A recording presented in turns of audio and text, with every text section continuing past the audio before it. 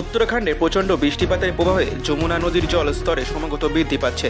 বিপদসীমার উপর থেকে যমুনা নদীর জল বাড়ছে। বিগত 3 দিন ধরে জলস্তর ক্রমাগত বৃদ্ধি পাচ্ছে। কৃষ্ণ জন্মভূমি নগরী মথুরা এবং বৃন্দাবন ধীরে ধীরে জলমগ্ন হয়ে পড়ছে। সেই ছবি আমরা দেখাচ্ছি, দেখুন। বৃন্দাবনের যমুনার জলে তলিয়ে গেছে শহরের বড় অংশ। যেখান দিয়ে এক সময় মানুষ হাঁটাচলা করত, আজ সেখানে বইছে নদীর স্রোত। শুধু ঘরবাড়ি নয়, ল্যাম্পপোস্ট পর্যন্ত ডুবে গেছে এই প্লাবনে। কেমন যেন চারিদিকে সব শূন্য শূন্য মনে হচ্ছে। দেখুন কি ছবি উঠে আসছে।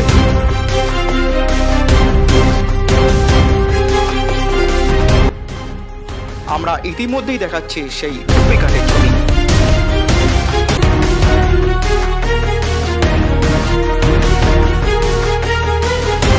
কৃষ্ণ জন্মভূমি নগরী মথুরা এবং বৃন্দাবন ধীরে ধীরে জলমগ্ন হয়ে পড়ছে।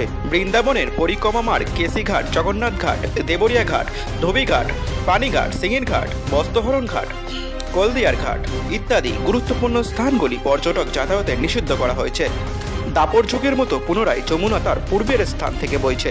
স্থানীয় ব্রজবাসীর আনন্দিত ও শঙ্কিত। যমুনার পার্শ্ববর্তী অঞ্চলগুলি অত্যাধিক জনধিক অবৈধ নির্মাণ, জমি দখল ইত্যাদির কারণে অবহিকা নষ্ট হয়ে গেছে।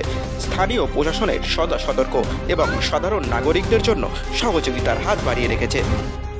আমরা দেখাচ্ছি সেই ছবি। ইতিমধ্যেই আপনারা দেখছেন সেই ছবি শুধুমাত্র ইউবিআই বাংলা টিভি নিউজ চ্যানেলে।